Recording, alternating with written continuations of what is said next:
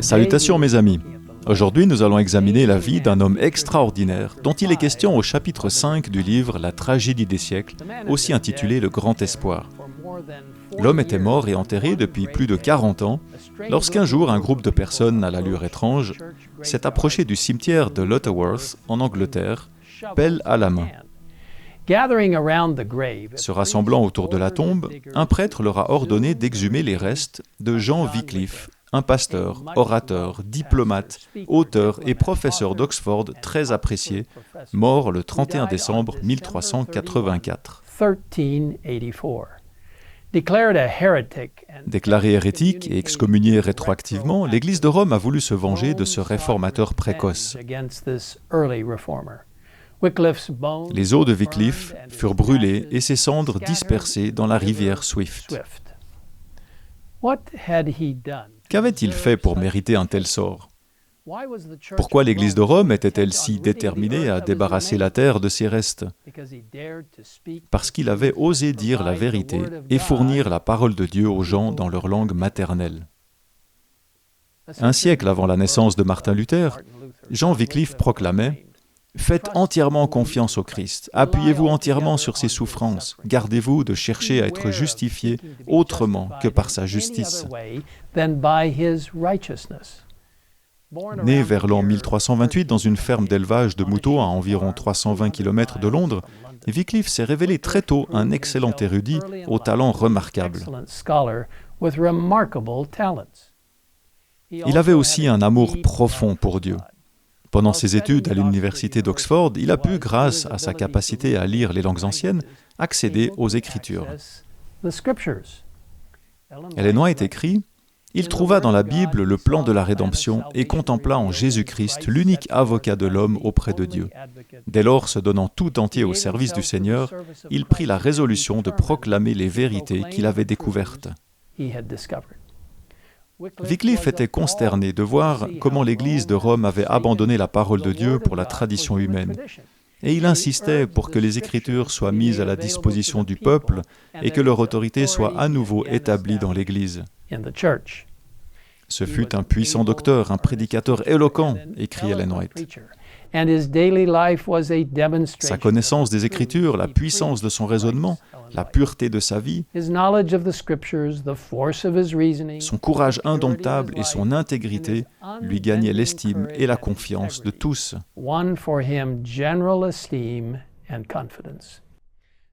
En tant qu'aumônier du roi d'Angleterre, Wycliffe déconseilla au roi de payer le tribut exigé par le pape et démontra que les prétentions papales sur les souverains séculiers étaient contraires à la raison et à la révélation. Il s'est également élevé contre les méfaits des nombreux frères catholiques qui pullulaient en Angleterre, vendant des indulgences, exigeant l'aumône et vivant somptueusement, tout en dépouillant le pays et le peuple de ses richesses. Wycliffe commence à écrire et à publier des traités contre les frères, orientant l'esprit du peuple vers les enseignements de la Bible et de son auteur. Wycliffe est nommé ambassadeur royal et sert pendant 2 ans aux Pays-Bas, où il défend l'Angleterre contre les représentants du pape venus de France, d'Italie et d'Espagne.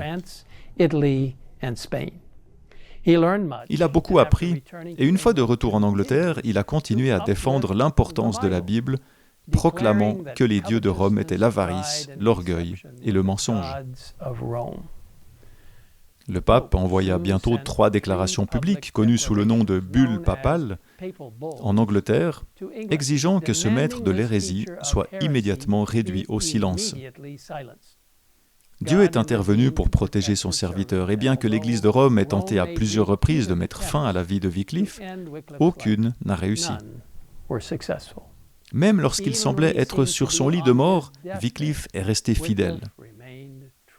Pensant que ce soi-disant hérétique succomberait à une maladie grave, les prêtres et les moines se précipitèrent à son chevet. « Vous avez la mort sur les lèvres, lui dirent-ils. Soyez touchés de vos fautes et rétractez en notre présence tout ce que vous avez dit à notre détriment. » Le réformateur écouta en silence. Puis, se levant sur son siège et regardant ses tourmenteurs droit dans les yeux, il répondit d'une voix ferme et forte, « Je ne mourrai pas, mais je vivrai, et je raconterai les forfaits des moines. » Les paroles de Wycliffe s'accomplirent. Il vécut assez longtemps pour voir entre les mains de son peuple l'arme que l'Église de Rome craint le plus, l'instrument céleste destiné à éclairer, à libérer, à évangéliser le monde, la parole de Dieu. Ce fut la première traduction anglaise de la Bible jamais réalisée. Bien que Wycliffe se soit clairement prononcé contre l'Église de Rome, les papistes n'ont pas été autorisés à faire de lui un martyr. Il est mort de cause naturelle, mais son œuvre fondatrice a continué à exister, fournissant un terrain solide pour la réforme à venir. La vie de Wycliffe est un monument de la puissance éducatrice et transformatrice de la parole de Dieu, écrit Ellen White. Le Saint-Livre fit de lui ce qu'il fut. Plus que toute autre étude, celle de la Bible ennoblit les sentiments et les aspirations. Elle inspire la persévérance, la patience, le courage, la fermeté. Elle forme le caractère et sanctifie l'âme.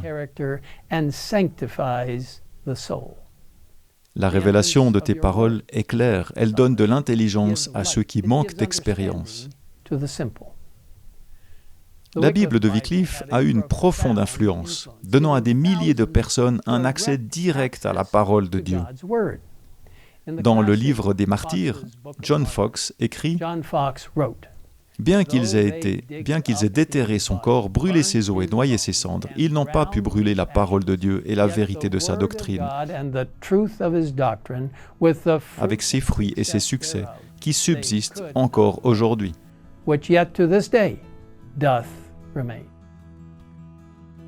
Remercions Dieu pour le travail de Jean Wycliffe et de bien d'autres qui sont restés fidèles à Dieu, quel qu'en soit le prix.